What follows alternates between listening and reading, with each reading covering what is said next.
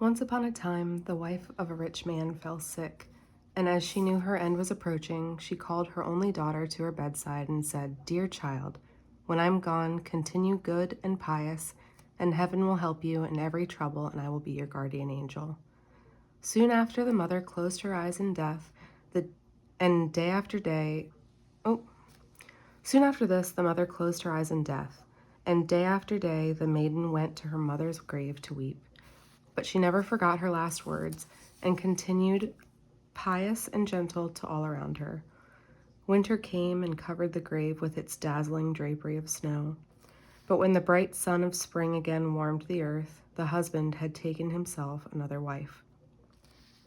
This wife had been already married, and she brought with her 2 daughters who were fair and beautiful in appearance, while at heart they were evil-minded and malicious. It soon became a very sad time for their poor stepsister, of whom they were very envious, and at last persuaded their mother to send her to the kitchen. "Is the stupid goose to sit in the parlor with us?" they said.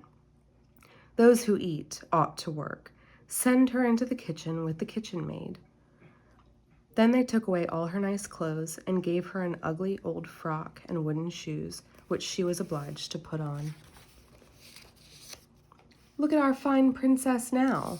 See how she has dressed herself," they said, laughing and driving her into the kitchen. And there she was obliged to remain, doing hard work from morning till night, and she had to rise early to draw water, to light the fire, to cook, and to wash. Besides all this, her stepsisters invented all sorts of ways to make her more unhappy. They would either treat her with scorn or else push her out of the way so roughly that she sometimes fell among the pea shells and cabbage leaves that lay in the yard. At night, when she was tired with her work, she had no bed to lie on, and when the weather was cold, she would creep into the ashes on the warm hearth and get so black and smutty that they gave her the name of Cinderella. It happened one day that the father was going to a fair, and he asked his 2 stepdaughters what he should bring back for them as a present. "A beautiful dress," said the eldest. "A pearl necklace," said her sister. "And Cinderella," asked her father, "what will you have?" "Father," she replied, "please bring me the first twig that strikes your hat on your way home." So the father brought for his stepdaughters a beautiful dress and a pearl necklace, and as he was returning home, he rode through a shrubbery where the green bushes clustered thickly around him, and a hazel twig stretching across his path struck his hat. Then he stopped, broke off the twig, and carried it home with him. As soon as he reached the house, he gave his stepdaughters the presents they had wished for, and to Cinderella the hazel twig from the hazel bush. She thanked him for it even more than her sisters had done for their beautiful presents, and went out immediately to her mother's grave, where she planted the hazel twig, and wept over it so much that her tears fell and softened the earth. The twig grew and became a beautiful tree, and Cinderella went 3 times every day to pray and weep at the grave. And on each visit, a little white bird would perch on the tree, and when she expressed a wish, the bird would throw down whatever she wished for. After a time, the king of the country gave a grand ball, which was to continue for 3 days. All the beautiful young ladies in the land were invited to this ball, so that the king's son might make a choice of a bride from amongst them. The 2 stepsisters, when they heard that they were invited, knew not how to contain themselves for joy. They called Cinderella in haste and said, "Come and dress our hair and trim our shoes with gold buckles, for we are going to the ball at the king's palace." When Cinderella heard this, she began to cry, for she was fond of dancing and she wanted to go with her stepsisters. So she went to her stepmother and begged to be allowed to accompany them. "You, Cinderella," cried her stepmother, "so covered with dirt and smut as you are, you go to a ball? Besides, you have no dress nor dancing shoes." Cinderella, however, continued to beg for permission to go, till her stepmother said at last, "There, go away into the kitchen. I have just thrown a shovel full of linseed into the ashes. If you can pick these seeds all out and bring them to me in 2 hours, you shall go." Away went the maiden through the back door into the garden and called out, "Little tame pigeons, turtle doves too, if you don't help me, what shall I do? Come pick up the seeds, all the birds in the sky, for I cannot do it in time if I try." Then came flying In at the kitchen window 2 pretty white doves, and they were followed by all the birds of the air, twittering in a swarm. Nodding their heads at Cinderella, they began to pick, and very quickly picked every seed from the ashes till the shovel was full. It was all finished in 1 hour, and then the birds spread their wings and flew away. Full of joy, the maiden carried the shovelful of seed to her stepmother, believing that now she was sure to go to the ball. But her stepmother said, "No, Cinderella, you have no dress, and you have not learnt to dance. You would only be laughed at." Still she cried and begged so hard to be allowed to go that her stepmother, to keep her quiet, threw 2 shovelfuls of linseed in the ashes this time, and told her she should go if she picked all these out in 2 hours. "She can never do it in that time," thought the cruel woman, as Cinderella ran away into the kitchen, but the maiden went again to the garden and called the birds. "Little tame pigeons, turtle doves too, if you don't help me, what shall I do? Come, pick the seeds, all the birds in the sky, for I cannot do it in time if I try." Then the birds all came as before, and in less than an hour every seed was picked out and laid in the shovels. As soon as they had flown away, Cinderella carried the shovelfuls of seed to her stepmother, quite expecting now to go to the ball with her stepsisters. But she said again, "It is of no use to fret, Cinderella. You have no dress, you cannot dance, and were you to go, it would be a disgrace for us all." Then she turned her back on the poor girl and hastened away with her 2 proud daughters to the ball. There was no one at home now but Cinderella, so she went out to her mother's grave and stood under the hazel tree and cried, "Shake and shiver, little tree, with gold and silver cover me." Then the bird in the tree threw down a beautiful silk dress embroidered with gold and silver, and a new pair of glittering golden slippers. In great haste she dressed herself in these beautiful clothes and went to the ball. When she entered the ballroom, looking so beautiful in her rich dress and slippers, her stepmothers and sisters did not know her. Indeed, they took her for a foreign princess. The idea that it could be Cinderella never entered their heads. They supposed she was safe at home, picking linseed from the ashes. The king's son took a great deal of notice to this unknown lady, and danced with her several times, till at last he would dance with no other, always saying, "This is my partner." So she danced all evening till it was time to go home, and the prince said he would accompany her, for he wanted to discover where she lived. But she avoided him, and with one bound sprang into the pigeon house. The prince was quite astonished, but waited till nearly all the company had left, and then told his father that the strange lady was in the pigeon house.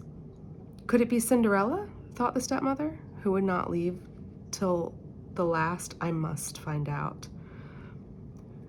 So she advised the prince to send for workmen to pull down the pigeon house. This was soon done, but they found no one there. When the stepmother and her daughters reached home, they found Cinderella in her smutty dress, lying in the ashes, and a dingy little lamp burning in the chimney-piece. The truth was, Cinderella had slipped out from the back of the pigeon house even more quickly than she had jumped in, and had run to the hazel tree.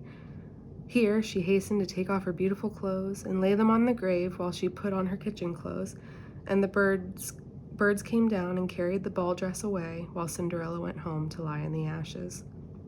A short time after this, the king gave another ball, to which her parents and stepsisters were invited.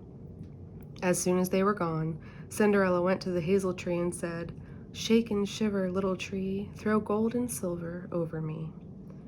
Then the bird threw down a far more elegant dress than the first, and when she entered the ballroom in her rich apparel, everyone was astonished at her great beauty.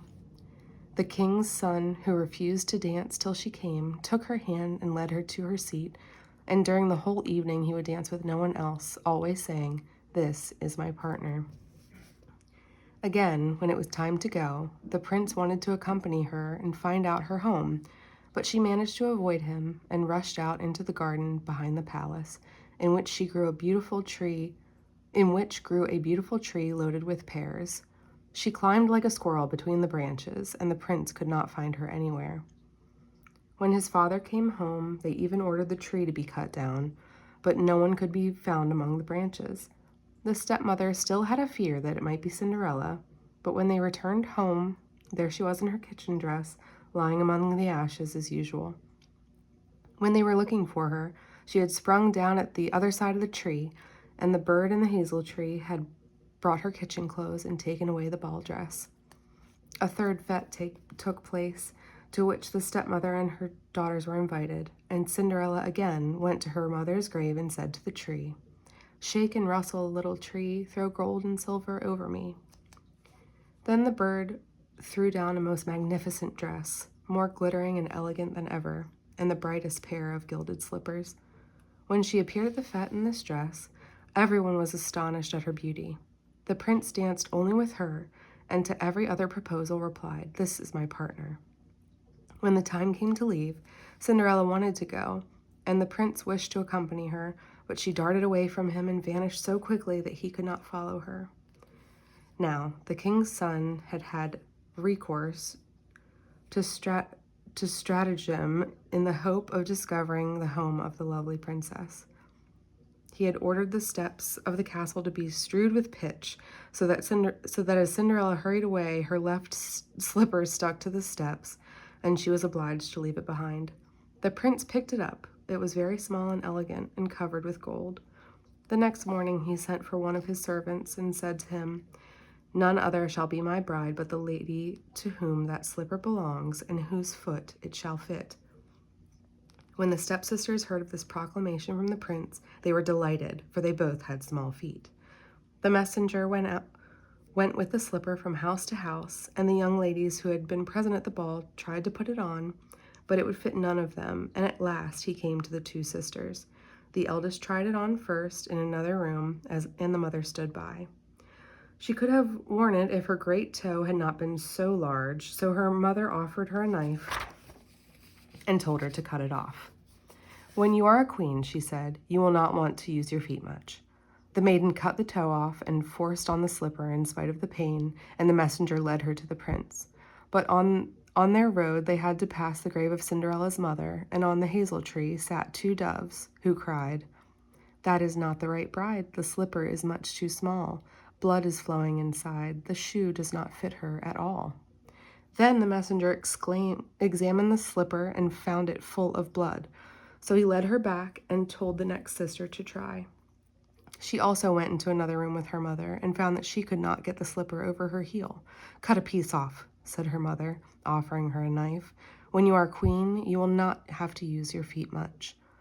The maiden cut a piece off her heel and fitted on the slipper in spite of the pain, and then went to the prince. They also had to pass the grave of Cinderella's mother, in which the two doves still sat and cried, go back, there is blood in the shoe. The shoe is too small, that bride will not do." So the messenger examined the shoe and found the white stocking quite red with blood. He took the false bride back to the house, and this time the king's son with him. "Hast thou not another daughter?" asked the prince of Cinderella's father. "None," he said. "Excepting the child of my first wife, a little Cinderella, she could not possibly be your bride." "Send for her," said the prince. But the stepmother answered, "Oh no, I dare not let you see her. She is much too dirty." But the prince insisted that Cinderella should be sent for, so at last they called her in. After washing her hands and face, she made her appearance and bowed to the prince, who offered her the golden shoe. She seated herself on a footstool, took off the heavy wooden shoe from her left foot, and slipped on the golden slipper, which fitted her exactly. Then, as she lifted up her head and looked at the king, he recognized the beautiful maiden who had danced with him at the ball and exclaimed, "That is the right bride." The stepmother and her two daughters were in a dreadful rage when they heard this and turned white with anger. But the prince disregarded their anger, and taking Cinderella on his horse, rode away with her. As they passed the hazel tree on the grass, the two white doves cried, "Fair maid and true, no blood in her shoe. She is the bride with the prince by her side." As they rode by, the doves came and perched on Cinderella's shoulders, one on the right and the other on the left. When the marriage day came, the two stepsisters, wishing to share Cinderella's fortune, contrived to be present. As the bridal party walked to the church, they placed themselves one on the right and the other on the left of the bride. On the way, the doves picked out one eye from each of them. When returning, they changed places, and the doves picked out the other eye of each, so they were for their wickedness and falsehood, both punished with blindness during the rest of their lives.